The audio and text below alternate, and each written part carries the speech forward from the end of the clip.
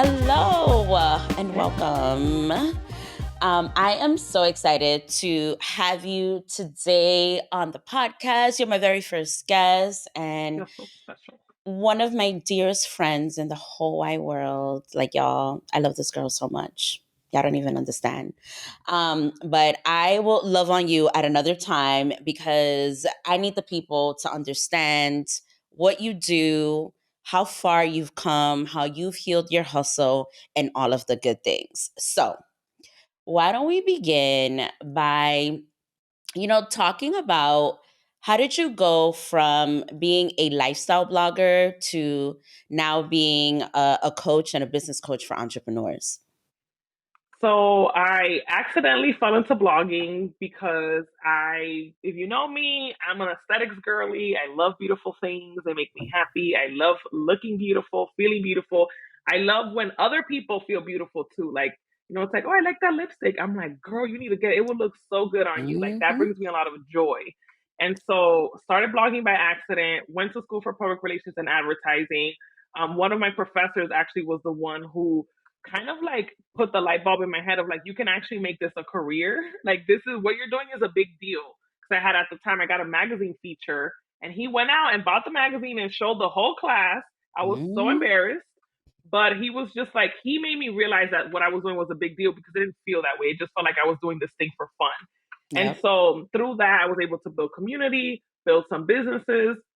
My community supported it because I had built this trust for over so many years. You're pretty good at business. And it made me realize like I think I am pretty good at business and I've learned a thing or two. And I also have a lot of experience. A lot of people don't know this, but I've had many jobs in my life growing up. I started working since I was 14 and so many different jobs from working on a cruise ship to telemarketing to I mean, you name it. And I've learned a lot. I was an executive assistant at an accounting firm and that was a small business. So I really got to see the inside of a very successful small business Yep. in New York. And that has contributed to the things that I learned about business. So, I was just really passionate about helping other entrepreneurs not make the same mistakes that I had made in business and giving them the things that I wish I would have learned sooner. Like if I can go back in time and I can help myself at that time when I didn't know what I didn't know, that's really like why I'm so passionate now about business coaching. So that was kind of like a little small snippet of my trajectory and how I went from influencing to business coaching. What I really love about your work and your trajectory and just like what you just shared is that, and part of why like you're so good at what you do is that you genuinely do want the best for other people. So of course, if someone asks you for anything, be that the name of a lipstick that you're wearing or, how to heal their chakras, right? Like you are the type of person that is just going to be like, here, toma, like I have it, you have it, like not a problem. And so why coaching? I hear that you have like a lot of business experience, like very varied. Why coaching? Yeah, now that I'm like obviously full time in coaching, I never realized that I had been coaching my whole life. I just didn't know that that's what I was doing. I didn't know that Hmm. this was a thing. I remember having this moment like, oh my God, I've been coaching my friends through life and life Yep. situations. I have been this person. I am everyone's biggest cheerleader. Like all of my friends, whether they're having a good day or a bad day, they know that they can call me. And if something incredible happened to you, I am like screaming off the Yep. rooftops. I A am hundred overly percent. thrilled for you. Like, and it's genuine. It's literally genuine. And if you're having a bad day, like some words of encouragement. What can I do to shift your energy? So I didn't realize that I had been doing that my whole life. And even looking back at like, when I was in, I think like fourth grade, I was tutoring the second graders and teaching them how Oh to my read. gosh.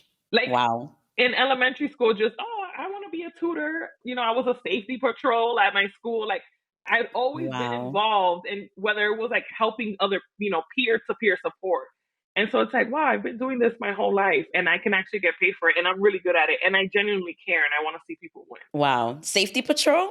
Yes, I was a safety patrol. Wow. I swear your life is really a story. The people don't know, but yes. Yes, yes, and yes. Let's switch gears a little bit and talk about how did you come to hustle and grind culture? Like what was your relationship to it? If you could think back to kind of how you came to it and kind of where you are today? Kind of walk us through that. Growing up, I come from a single family home of six. That is all I knew. That is all I saw. Like, I always used to pride myself in the fact that my mother was a hard worker and that I inherited Mm-hmm. like that from her. You know, my mom cleans for a living. She used to clean a lot of office buildings in downtown Tampa, and she would take us with her. So, like, we would be cleaning these executive buildings, and it's like this woman with six of her kids, and I remember being so frustrated because I'm like, I don't think any of my friends, when they go home from school, are cleaning toilets in office buildings. Like, I Hello. know they're not. Hello. They're not. They're reading American Girl books. They are, just doing their homework. They're not cleaning toilets. That's all I've known all of my life. And so there's also this part of me that was wanting to create like safetyness for myself. And it was like, if I Mm, have all these jobs, if I have all these things, if I like, this feels safe. Just constantly working towards that. Like, I didn't know any other way to live. I didn't know any other way of being. And I think there got to a time in my influencer career that I was so frustrated because I felt like I was constantly doing all this work, but waiting for the brands to reach out to me, like to see me, to feel seen. mm, And I'm like, I know my work is good. I have a small but mighty community that's filled with giants, and I have impact. And I'm tired of waiting for them to pick me. I'm tired of waiting for them to give me a check. I am tired of working this hard. So that kind of started to shift my mindset of like, okay, if I'm working this hard for them to see me, what about if I just create something and then I go to them and have them then be a part of what mhm, I'm doing? And that's when I put together this natural hair tour. We went to like 7 cities. It was incredible. But even after that, I was like, I never want to fucking work this hard again in my life. Like, mm, I thought that that was going to be I did it. Instead of me waiting for them to come to me, I created something that they're a part of. They paid me. That was my first time making six figures in a business. And literally after that, I remember I took like a whole month off. I went to Europe with some of my girlfriends from college for like 3 weeks. I was like, I never want to fucking work this hard again in my life. I used to call myself a hustlepreneur. I was so big on that. And on mm. Periscope, I used to do Hustle Scope. Oh my And it gosh, was, Periscope. yes, girl. I Woo. literally found my OG. notebook the other day of like all the notes that I would have for my lives on Periscope, my Hustle Scope. And I was Wow. like, I looked up the definition of hustle and I realized that it's really coming like underneath it. The root of it is like scarcity and like you gotta Mhm, hustle because you don't have this mhm, safety. And I'm like, I don't want to do that anymore. And I didn't know how I was not gonna do that anymore because it's my factory setting. But the way for me to start it was like, well, I'm not gonna use that word in my vocabulary anymore. I'm not gonna refer to myself as a hustlepreneur. I'm not going to glorify the hustle. Like, I had hustle quotes on my walls. I was that girl with some wow. people have the I'm a girl boss quotes. I had the I'm a hustler, like with the money sign as the S.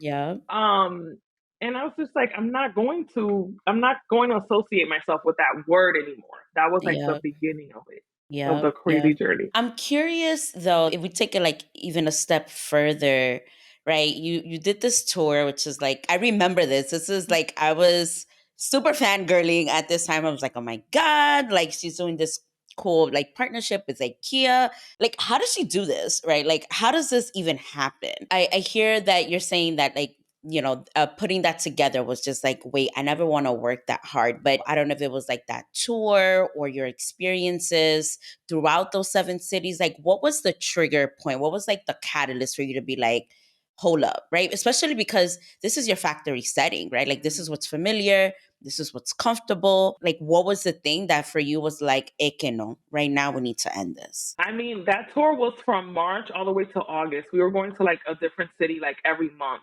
Mm-hmm. And planning events is work in general, but planning events outside of your home city where you're not familiar, you don't have the connections that you have in your home city, you can't move how you used to. That's like a whole nother added layer to it. Even though I had a business partner at the time, even though we had volunteers, it still felt like so much work. And I'm Mm-hmm. like, there just has to be an easier way to do this. And that was my first time doing something like that. If I were to do a tour now, it would be completely different, Mm-hmm. come night and day. And so, like, even, looking back, I'm like, I would have hired an executive assistant or something. Like, I just would have moved very differently. But there was also a part of me that my factory setting as well was like, well, all these things that I've done and created, like I had to have a hand in it. So like delegating was Mm. also not something that I was really good at, even with the help that we had. because I still felt like I needed to be a part of whatever was being done so that it could be successful. Because to me, my success was attached to me.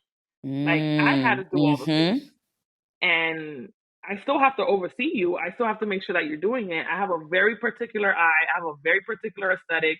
I'm very particular about the way that I want things done, especially if my name is attached to it. There was a lot of still control in the process. So I hear like that a part of the hustle kind of like mentality and just like way of being is this like holding on to like control, right? And the, like you Oh have to yeah. do all of the things. And I heard you say like, hold on, like yes, I want to still have like this type of impact, but the how has to change, right? Like the impact Yeah. wasn't what you were trying to change. It was like, how do you get to the same outcome, but having a different experience? Yeah, and even like, to mirror like my journey in school, right?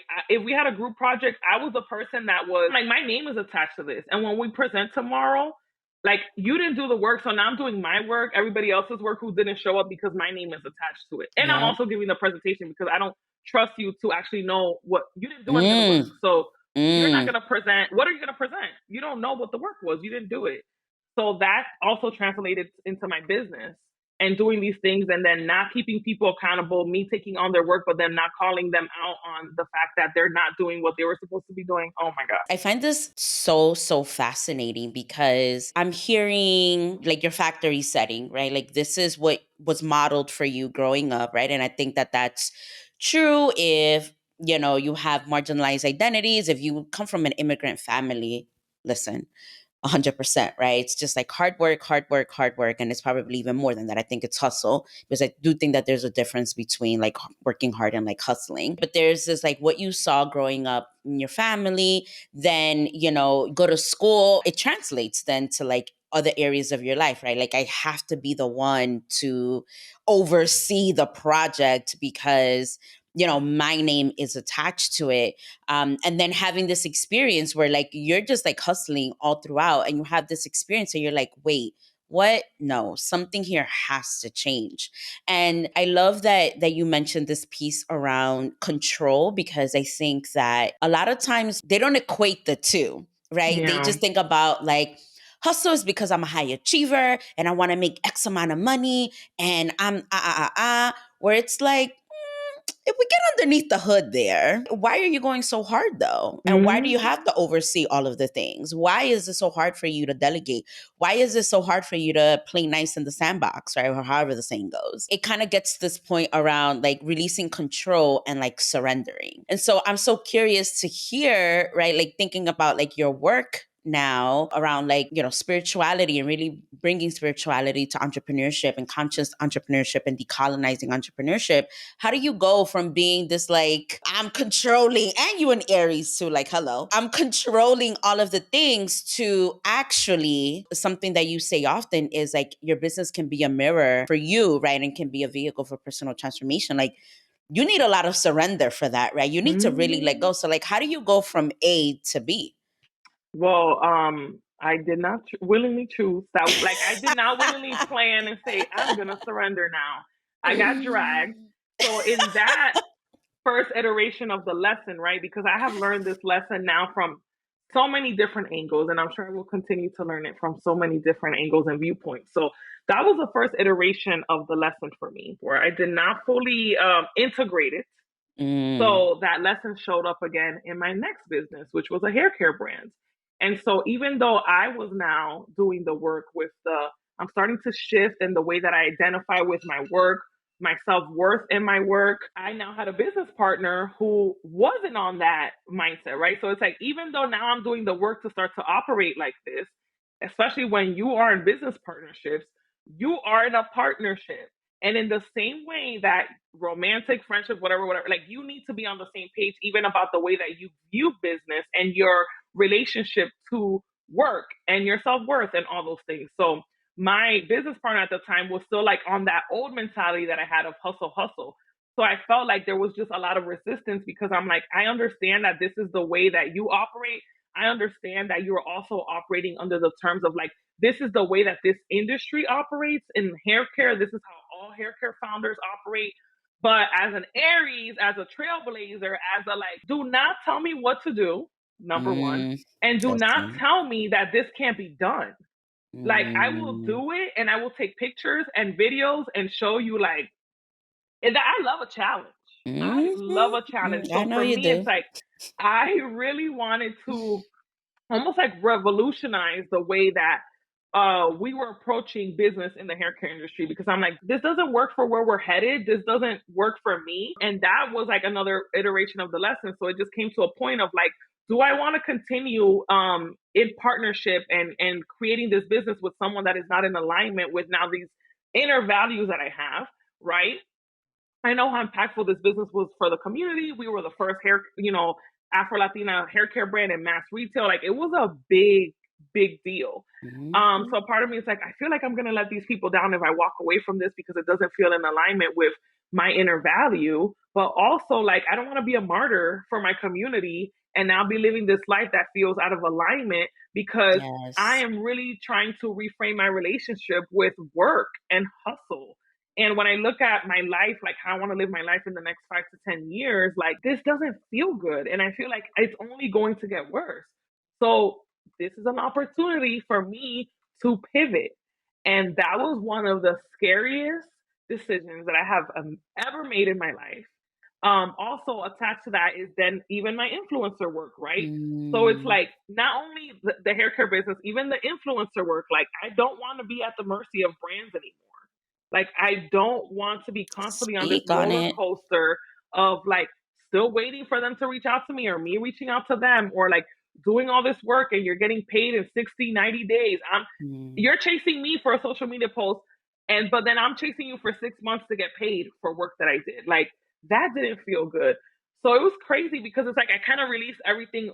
It felt like all at once, but it was like in a year span. It's like I released the business and then like I released the influencer work. And people are like, what are you doing? What is mhm. happening?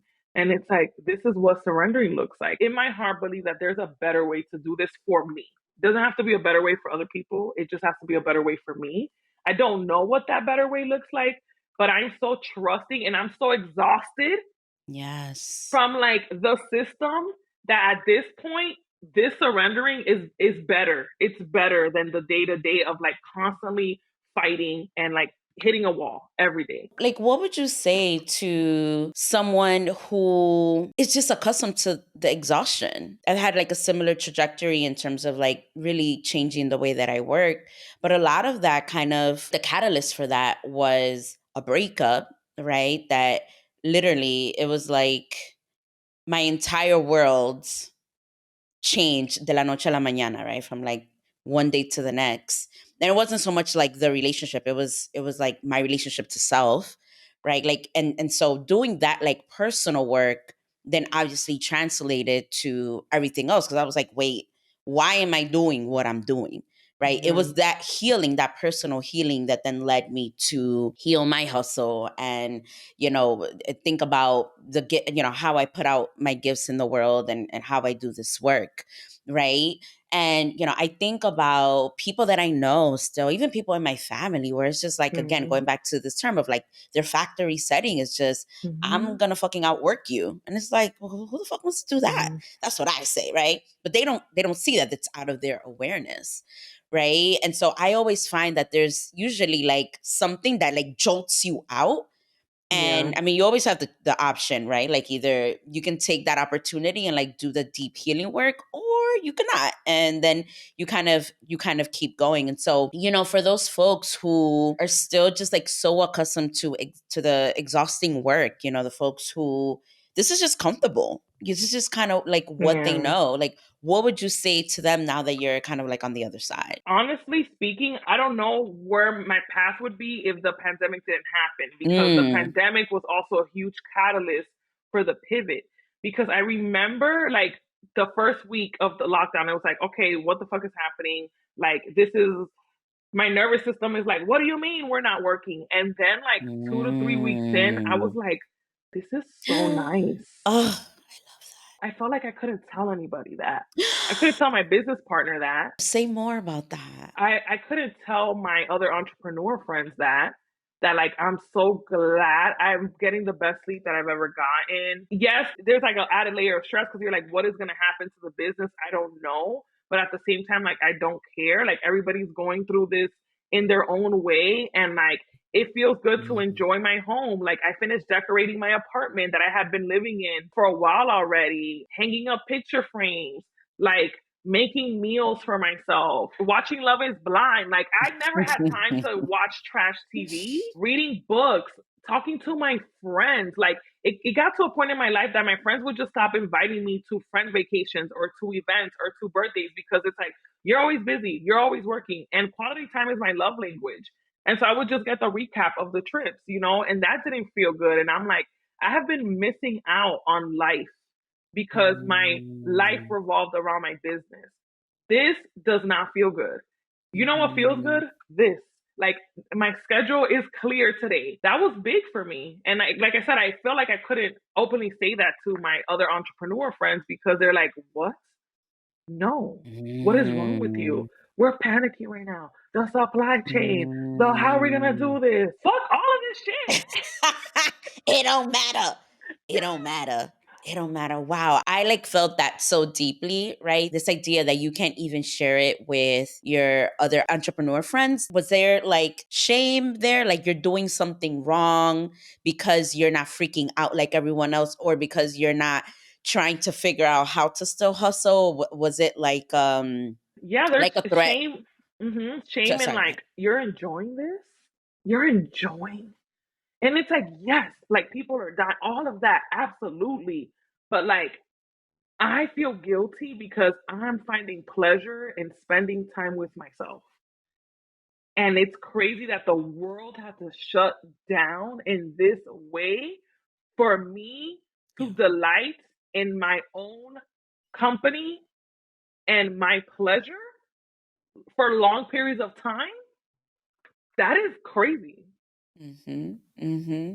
Listen, I'm right there with you. I don't even know if I have verbalized this before, but I too was just like, oh, okay. It's not even that I like. It was just like there was something about the stillness, even though obviously so many people were dying, and it was like a scary time, but then there was also a stillness to the pandemic that I also enjoyed, right? And it was probably like one of the most stressful times, because I was still working as a therapist then. And whew, yes, it was incredibly stressful to like, hold space for my clients while I'm also going through the exact same thing. But, and also, it was just, okay, like this is like a lot of stress, but there's also something about the fact that I don't have to worry about doing this or doing the other thing because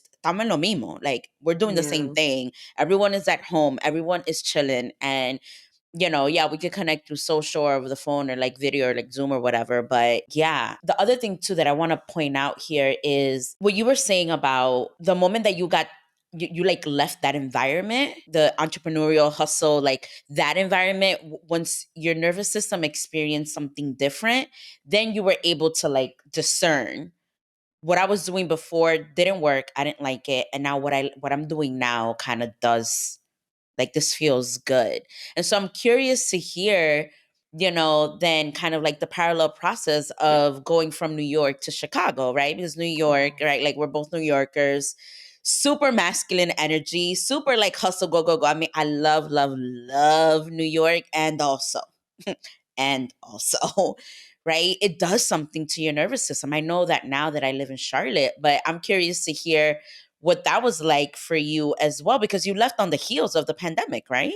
yeah, I left 6 months before the pandemic hit, and I didn't want to leave. I remember feeling the Mm. resistance to that inner voice, to spirit, like, you need to go. And I'm like, no, I can run the business from here. Like, I don't need to be there. I'll just keep flying to Chicago like every month. And that's at the time, that's what I was doing. It's like, no, you need to go. And I'm like, okay, well, I do like Chicago. And I left, and 6 months after I left, the pandemic hit. And I don't know Mm. that I would have been well, like in New York, in the current apartment that I was living in when I was here. Like, I don't know how I would have survived the pandemic. My apartment faced the back of the building. I had like two windows.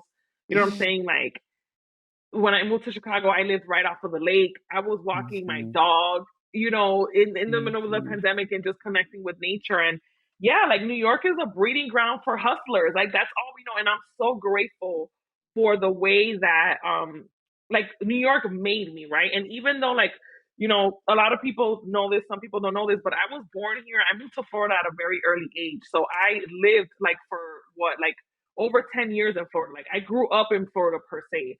So when I moved back to New York at 19, I came back with such a hunger. I felt like I came back with this hunger of like, I'm going to take advantage of the opportunities that people in New York, like people in New York take New York for like granted, right? They don't mhm. realize how this city is literally like if you can make it here, you can make it anywhere. So Literally. like J. Cole has a song about this where he was saying that when he moved to New York, they were making fun of him because he was from the South. And he's like, I came here to take advantage of the opportunities that y'all take for granted. I came back to New York Mm, with that hunger, like, yo. And the things that I did in that decade here, incredible, incredible, right? But fuck, I worked my ass off while I was here. So to go from this very masculine city to now Chicago is a lot more feminine. Chicago's like New York for families in a way. And even though I don't have a mhm, family, there is a quality of life there. mhm, There's a gentleness there. There's a softness there. mhm, Like when you go to downtown Chicago after 6, you don't see people. There's no tourists in the streets.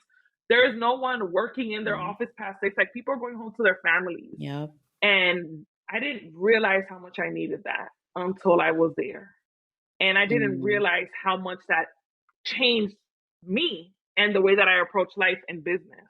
yep. It was like the Yep. best thing I ever did. I've been saying this now for a few months now that I mean, I haven't been in Charlotte for 6 months, but when I tell you I have a completely new nervous system, it Mm, is nuts. When I first came, I stayed at an Airbnb for a few months and the host lived upstairs, wonderful, wonderful people. And I remember one time, it must have been like 7 or 8. It was like maybe month one of being here. And I was still chugging away on my desktop, and they came downstairs for something.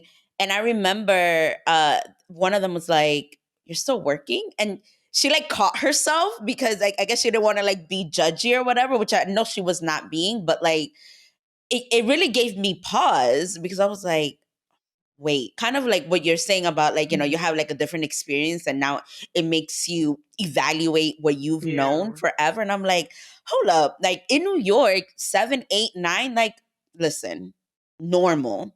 Here, it's like, what are you doing? And so, I asked her, I was like, "Oh, is this like not what people do here?" And she's like, "Yeah, no, like people like shut down and go home to like their families." And I was like, "Mierda, okay, got the message. Got the Mhm. message."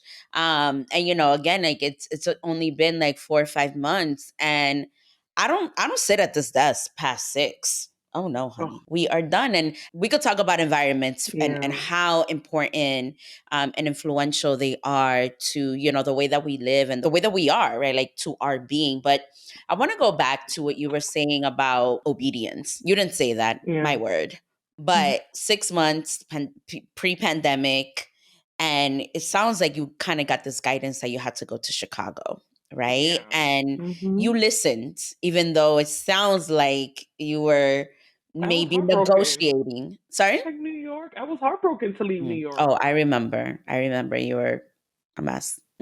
A loving mess. But yeah, you were. Talk to me about like your obedience, right? Like your spiritual obedience. Yeah. I moved to Chicago 6 months after that. The pandemic hit. 6 months after the pandemic hits, me and my business partner break up. Like, Right. what? I moved here before this, and now this is not a thing. Like, what is happening? But again, it's that obedience. It's that inner voice. It's that inner knowing, like, you know what you need to do. And as much as we try to avoid it, as much as we try to distract ourselves with it, as much as we try to not accept what we know to be true, then things start happening, resistance starts happening. You're constantly feeling like you're swimming upstream, right? And I know what my life feels like when there's flow. I know what Mm, my life feels like when it's serendipitous and it's like, oh, I met this person. This person introduced me to that person. Like, you know how I launched my robe wear line? Like, I went to a wedding and I was sitting at a table with clothing manufacturers. Like, How Hello. crazy is that? I didn't have to score the internet for like, it just happened. That is how I want to live my life all the time.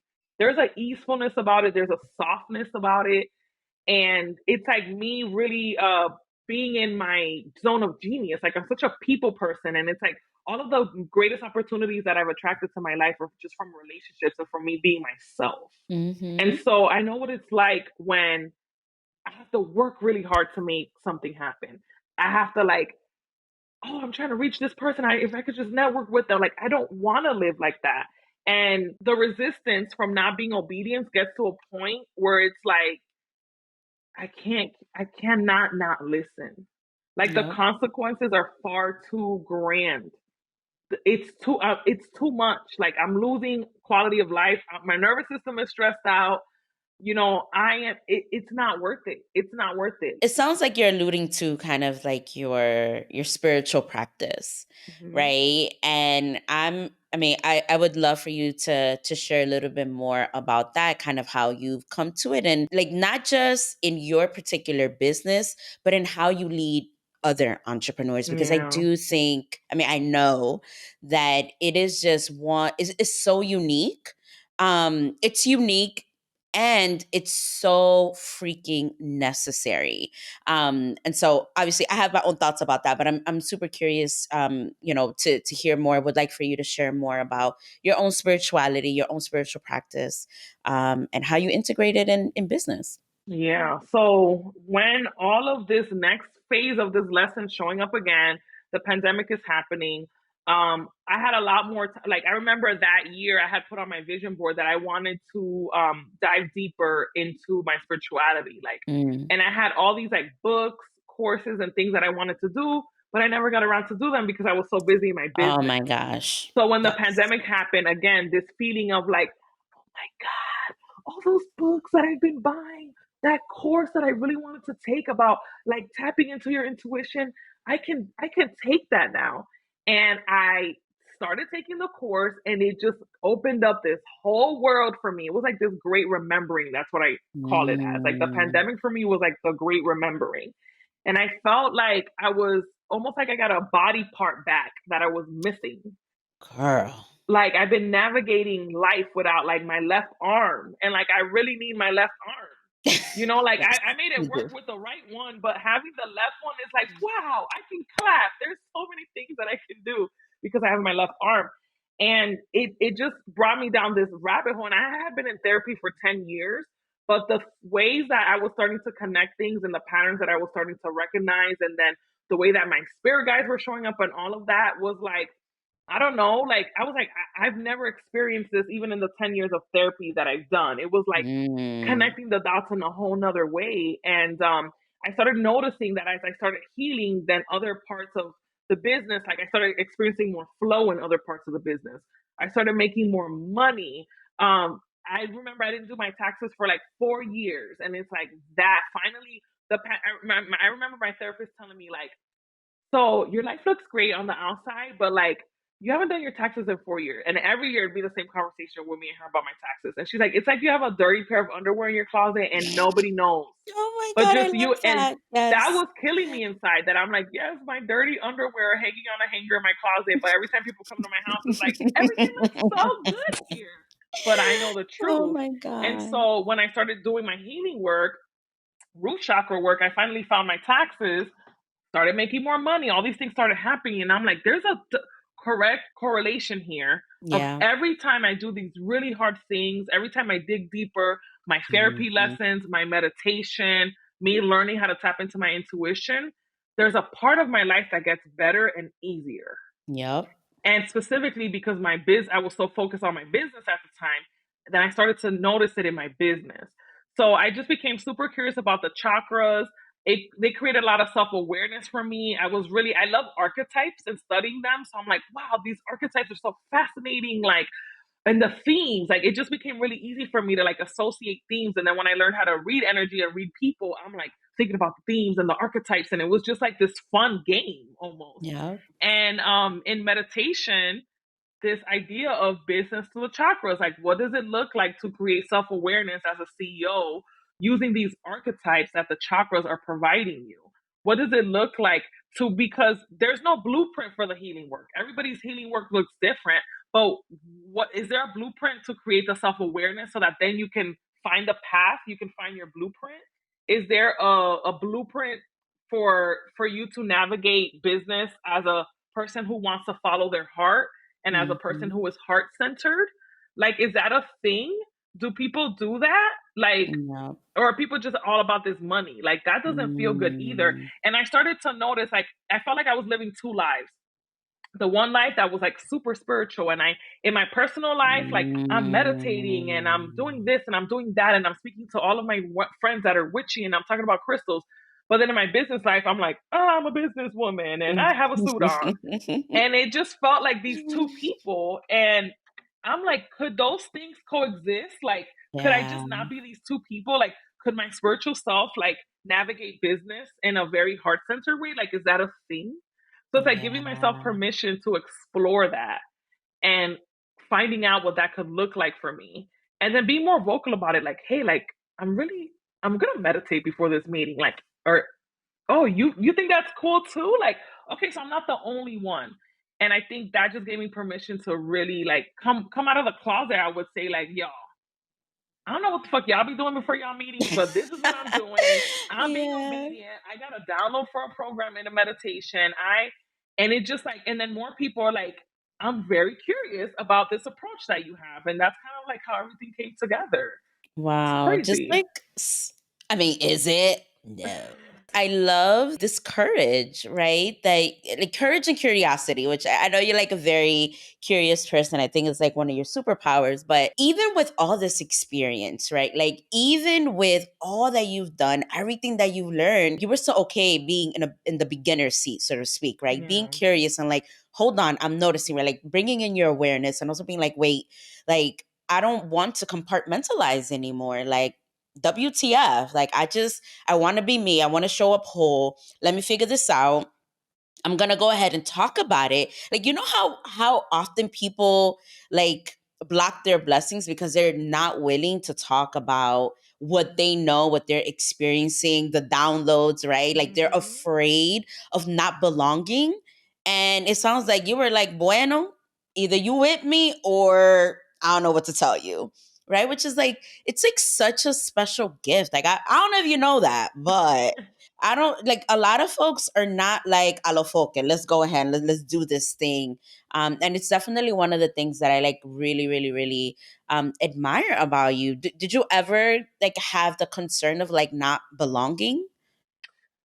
That's so funny that you bring that up because I grew up like moving a lot, right? So it's like I was always the new girl. I was always at a new school, and that gets tiring because I have to make new friends again. Am I gonna sit by myself, or I'm gonna have the courage to say hi to the girl that I is in my fourth period that is like sitting next to me, right? As much as I hated that experience, I credit so much of that for the way that like I had the courage to either talk to people or to be like, all right, well, I'm just going to sit by myself today, like, that need for belonging. It was like, because I had to try to belong so much, it almost like it kind of neutralized then the feeling of like, I'm probably going to go to another school next year anyway. So it doesn't matter if y'all accept me or not, because I'm not going to be here next year. Yeah. I guess that's my way of looking at it in a way. But Yeah. it is scary, right? Like you never, as humans, we want to belong. We want to feel like I feel Mm-hmm. seen.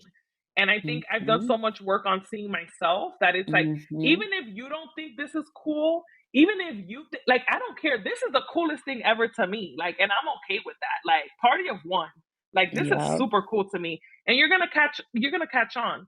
Like, Yeah. and you're gonna look back and you'll be like, yo, you've been talking about this. You've been.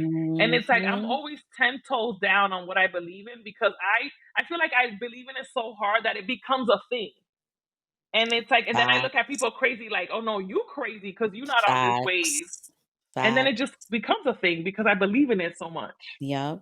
Oh, I love, love, love, love, love that so much. I mean, that could be its own separate episode about like the commitment and the steadfastness, and really about like that inner knowing. Like that's what I hear you really talk about here is this inner knowing, this inner security. Like, I don't know what you're saying, but like I know this to be true, and like you cannot dissuade me. I do have one last like very important question, and that's, do you think that healing can coexist with hustling or hard work? Right. I think that, and just to like give you some background as to like how this question came about, we very much live in this like binary world, right? Where it's either masculine or feminine. You either have to like be going hard, or you're passive, right? It's like you have to be controlling, or you're just like waiting around, right? And I don't necessarily believe in that binary. I think it's a lot more nuanced than that, including when it comes to working hard and making millions and having a really big impact, right? Do you think that healing can coexist with hustling or hard work? And if so, how? From experience, it's almost like honoring, because I love my masculine. I love the way that Me I take too, girl. action. It is one of my favorite things about myself. I make shit happen. I literally out of nowhere, like I just be. But then this softer side of me that is more my feminine, that is more intuitive, that is more. I love that about me too. So it's almost like honoring. I feel like I started honoring the seasons in my life. Like, oh, in this season I'm more my Mm, masculine, in this one I'm more my feminine, and it went from the seasons to like, and then this month I'm more in this energy versus this one, and day to day, and minute to minute, and second to second. So like now being able to like, oh, all right, I do, now I need to be, I'm being, and now I need to do, and not beating myself up of like, mm, you haven't really been doing much work lately, like you just been taking mm. it easy. I'm like, but my body's exhausted, like I need to rest. Yes. Okay, I'm finding that energy. Okay, I need to take more action. Oh, you're taking too much action. You got to scale back. So I feel like what has Mm, helped me too is shifting the way that I see, like even taking action. So in the past, for me, taking action looked like I'm going to work till 8 o'clock. I'm going to go to all these events and all these meetings because I need to network. Like I need to hyper visibility. I need to be seen so that people can think of me in opportunities. And now taking action for me can look like I'm going to meditate. I'm gonna rest. I'm gonna do nothing at all. That is taking action for me. mm, So I shifted my relationship to what hustling looks like hustling in alignment. You always say this, like that is the mhm. only way that I want to move. Like I'm gonna hustle my ass to this meditation. I'm gonna hustle my ass to this yoga class. I'm gonna hustle my ass to this retreat. I'm gonna hustle That's my ass to right. this hike in the woods, right? Because I need Mm, to connect and be in tune, and then I'm gonna take action from that alignment. I'm going to take action from those instructions. I'm going to take action from obedience. Before I was just taking action a lo local with a no lo roadmap, loco. no blueprint. Mm, And it's like the chaos. Oh my God, I love it here. And it's like, oh, we don't have to do that anymore. I have directions. mhm. There's intention. There's like a Yeah. devotion, you know? Yeah. That feels good. Oh, friend, I am like literally fighting back the tears. Where the hell are them? I don't have tissues in here. Those of y'all who are listening, consider yourself lucky because you are getting some inside scoop to our friendship, right? And I love you so much, just so much and so hard. Just in the past few years, just to see, I saw this like, oh, Jade, well, I'm gonna make a way. Fuck like I'm just gonna go, right? And I've seen you go from that to exactly what you're saying. Like you're not just saying because we're recording a fucking podcast, right? Like I know that you live this, day in and day out. And just to like really be able to have witnessed this trajectory and how just like all of the blessings that are coming your way and are still yet to come because you have been obedient, because you have healed your hustle, and you can love and integrate all of your parts, right? Like the masculine, strategy focus, but also the really soft and like warm ones. It's just like, it's just so wonderful. And I love this for you. And I want this for everybody. Oh, me too. It's life is good over here, okay? Life is Hmm. abundant and not in the money way, but in the like my life Hmm. is very rich Yeah. and that feels good. Yes. Oh. All right, y'all. Thank you so much for hanging out with us. Ada, let us know, what you're up to, as of late, any offerings, how people can connect with you. Yeah, so my coaching program for solid entrepreneurs, business to the chakras, is currently accepting. You can add your email to our wait list. Our next cohort is going to start this summer, And I also do one-on-one business strategy sessions. So if you're looking for some business strategy with a little spiritual kick to it, a Mhm. beautiful business reading, check out my website at allthingsala.com. Yes. Oh, yes. That website, honey, honey, Thank that you. website is something else. And y'all, like, I know that Ada, like, kind of sort of mentioned it, but she will read you. Like, she will read your energy and she will read you in the most loving way. What's a BBL? Should we Yes. let people in on that? Yes. You Yes. guys have coined this. You tell them about the BBL. You tell them about the BBL because I've been on the receiving. I could talk about it being on the On the receiving end. receiving We end. could talk about like the giving end. Go ahead. Yes. So a BBL is short for a business boche with love. And if you're not Dominican, boche is like Dominican slang for like a read. Like I'm reading Yeah. you basically. So it's like a Mhm. business read with love. And yeah, it's hard because as an Aries too, I'm like very impulsive. So like when I see things, it's like I just want to be honest with you. Like I just want to tell you like this is what I'm seeing. And then I can also see into the future for people. And it's like, girl, like you need to be at 100 and you're operating at a 30 right now because you need to believe in yourself more. And like Mhm. I believe in you. Like I want you to believe in you in the same way that I do. Like, come on, you got things to do, girl. Listen, I've gotten a few of those, and I'm just like, I fucking hate her right now, but I love her so much because she's right, and it's always delivered with so much love. So, if you just want to taste, definitely go ahead and book yourself a one on one. I promise you, you will not be disappointed. Thank you so much for hanging out with us, and I'll see Thanks you in the for next having me. episode.